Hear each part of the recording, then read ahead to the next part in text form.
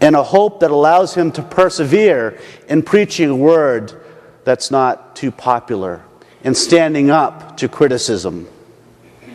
To the point, actually, his friends kill him at the end of the book of the prophet Jeremiah. I don't mention that. I know too often college students, they don't like to hear that part.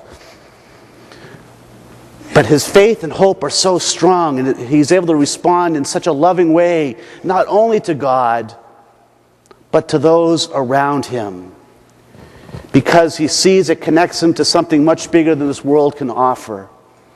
And he's able to experience a happiness and a peace that this world can't offer. And that allows him to be such a strong symbol of hope and faith, even when the entire nation turns against him. The second reading, the high priest, Jesus Christ.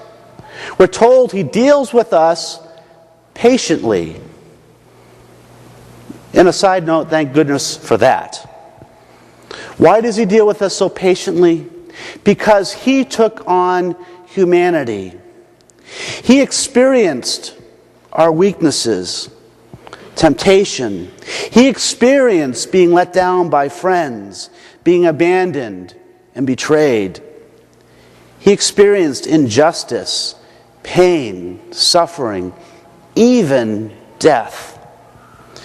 Yet he persevered. And why? Because his faith in the Father strengthened that virtue of hope, which allowed him to respond in love, and continues to respond to us in love through his gift of continued forgiveness and the gift of his continued presence in our lives. Bartimaeus in the gospel today, suffering from blindness, perhaps in the world's view, justified in being angry with God, justified in the worldview of just feeling sorry for himself. But he has a deep faith in God. And this deep faith allows him to live in hope, allows him to persevere in hope. And because of that faith and that hope, he's able to respond courageously, and we hear today energetically. He sprang from where he was sitting to respond to Jesus' invitation.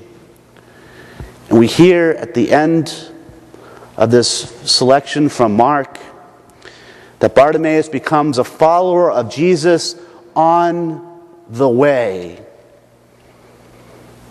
And what's especially significant about that is, at this point in Mark's gospel, we go on to Jesus' passion.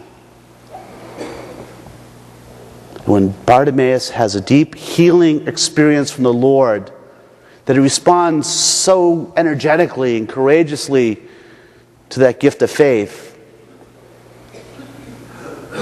his problems aren't over, his struggles aren't over, but he remains with Jesus throughout the passion about to be experienced.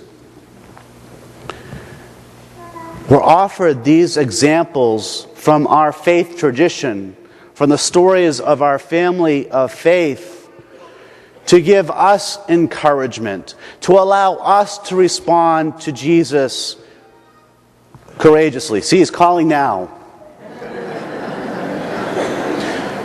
Calling us to share the good news of his love for all of us.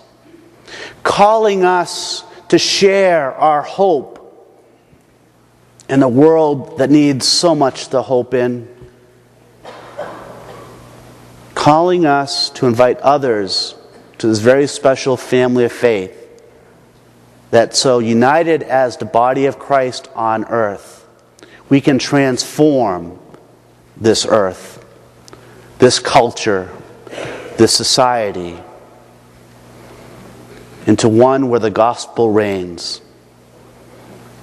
We can change the very world we live in to make it a place of hope and a place of love, to allow all to know of God's special gifts for them, of the special place we all hold in God's eyes.